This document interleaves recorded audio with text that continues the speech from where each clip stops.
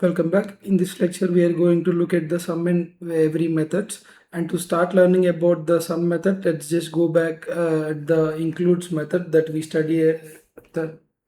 So let's go back at the includes method that we studied earlier. Okay. So let me just write here console.log.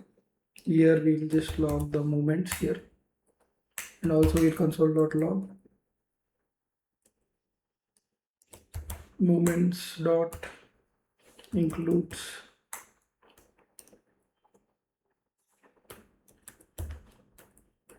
So when we run this, as you can see here, in our case here it is minus 130, right? So it is coming here, it is true because it is present in this movements.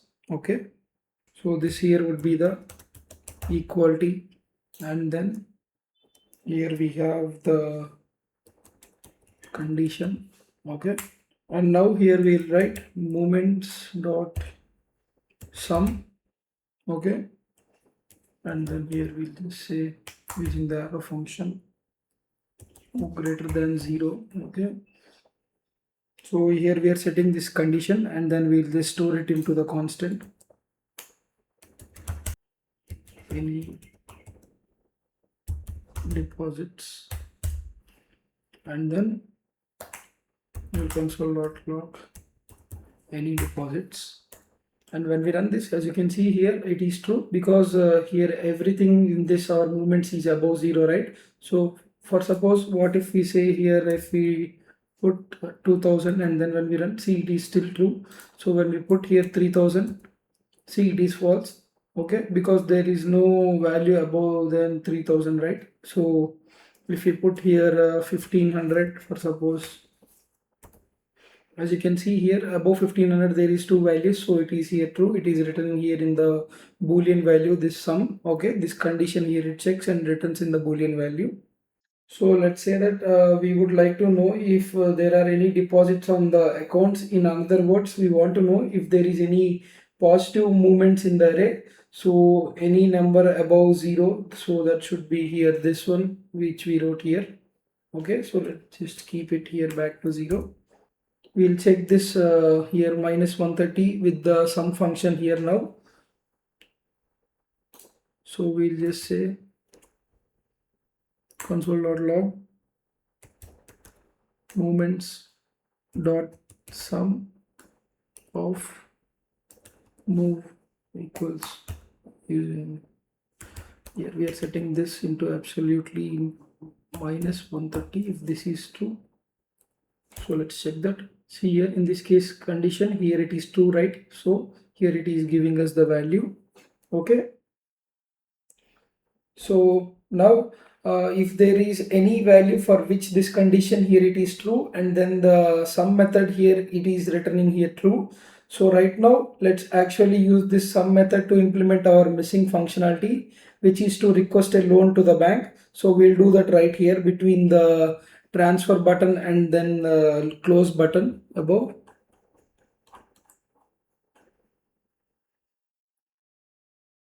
Here transfer and close button, in between here we'll just write that.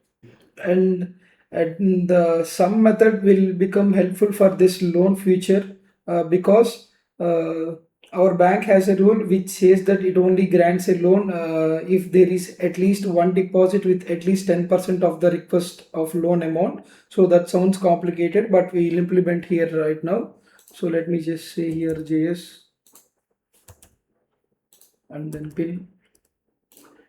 See here we are going to do here for the loan request here. Okay, so for this button, as I've already selected here above, and here which is this button loan, as you can see here. Okay, so we'll write that down here now. So here we'll just write that down. Okay, here we'll just say button loan dot add event listener. Okay, of click, and then here the function of event here, and then we'll just prevent this default, and then here we'll just say constant amount. So here we'll just say constant amount. here we are setting this here into the number of input loan dot value, because here we are choosing, here we have only one loan amount, that so that we are just selecting that here. Okay, and here we will write the condition if amount greater than 0. Okay, once let's just go ahead and look at our flowchart here. As you can see here, user request loan here, right? If any deposits greater than 0 and 10% of the request, okay, we are going to execute this right now and add the positive movement to the current user. So we'll just do that now. Okay, so here we'll just add if a movement of 0 and current account dot movements dot sum of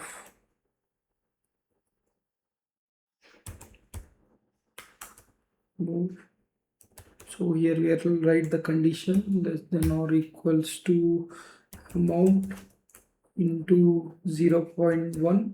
So here we are 0.1 here basically, which is the 10% of the amount based on our thing here.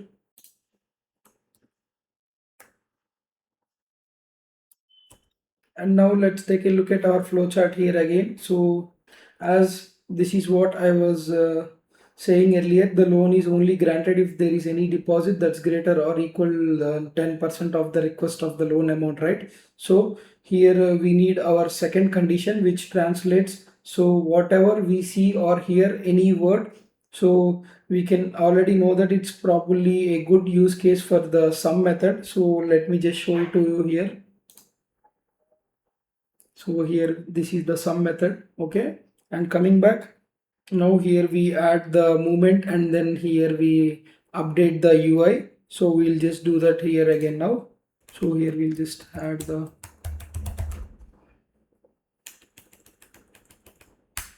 here we'll add the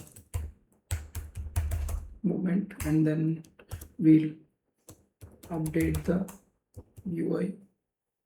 So in the add movement here, we'll just say the current account dot movement dot push of amount,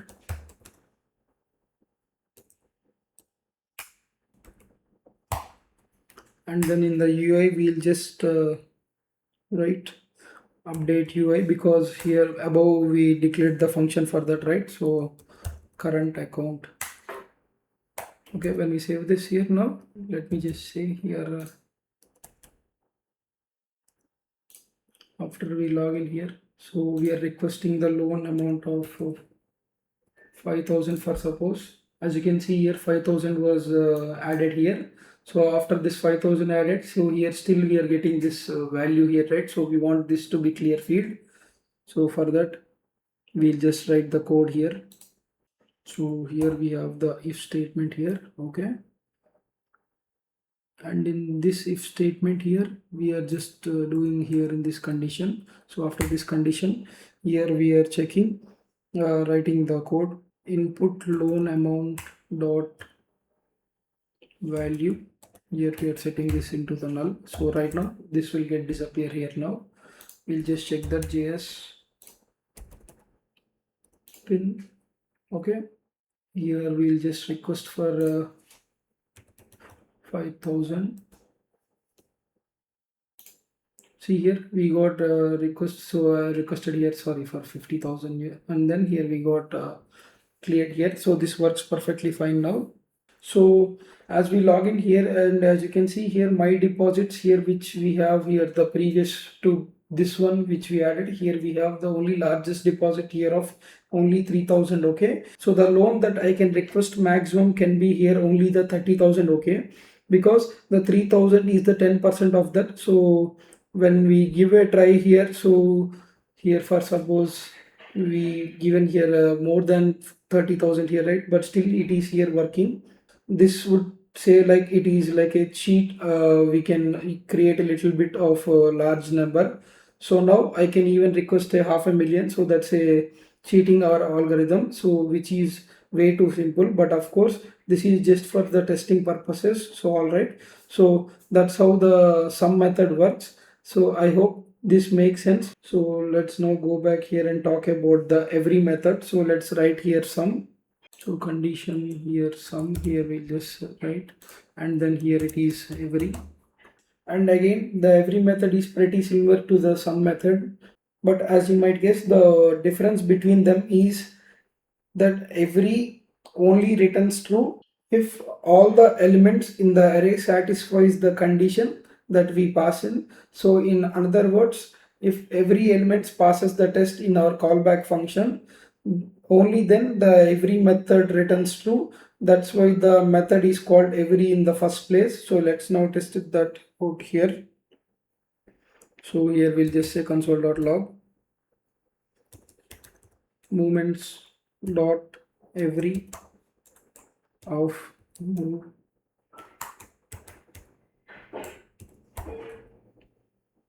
It is false because this contains our movements that here are the deposits here, and which has the negative value. So it is just returning here the false because here we set the constraint above 0, which doesn't include the negative value, right? So let me just write this here again.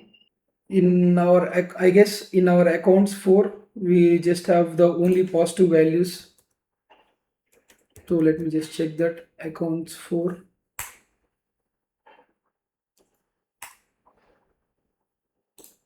See here in our accounts 4 there is no negative value, so we have only the positive values. So let me just do that here once again. Here accounts account 4 dot movements dot every, and then when we run this, as you can see here, it is true now in this case. Okay, and indeed this proves that every return true. So indeed that proves that the every returns true if all the elements in the array satisfies this condition, because in this movements array all of the values are in fact above 0. Okay, so that's how the every method works, and I think it's a quite straightforward. And now to finish, there is one more cool thing that I wanted to show you. So up until this point we have always written the callback function directly as an argument in our array method, right? So however, we could write this function separately and then pass the function as a callbacks. So let me just say that here. So here let me just say constant deposit. So here I'm just setting here this move of function and then move greater than 0. So here I'm directly passing here the function. Okay, so here I'm going to say it is a separate callback. Okay, this function here is exactly same as the ones, but as I just said, there is no reason for them to being directly written here in all of these array methods. We could simply write them like this, and then all we have to do here is to call back. So we'll just console.log movements dot sum of deposit. So we'll just copy this and then we'll just simply replicate this again and again. So instead of here sum, we'll use here now every, and also here we'll just use the filter. So as you can see here, when we run this here, so in the first case, in the it is the sum, here it is true. In the every, it is false because here we have the negative value like I just explained before. And also in the filter, see here we got only the positive values. It removed all the negative values here. Okay, here movements dot sum for example, and then deposit, and we could just reuse the same function for all kinds of different methods that requires the callbacks with the true or false condition. So this could be a every or a filter as well. Okay, so here is the result of these three operations, and so here we get the expected results, and all by reusing the same function. If we wanted to change the function, all we could have to do is to change it here in one place, and then all the results would become different according to that. In practice, that's something we do sometimes because this is of course the better way for the dry principle, so don't repeat yourself. Okay, that's it for this video.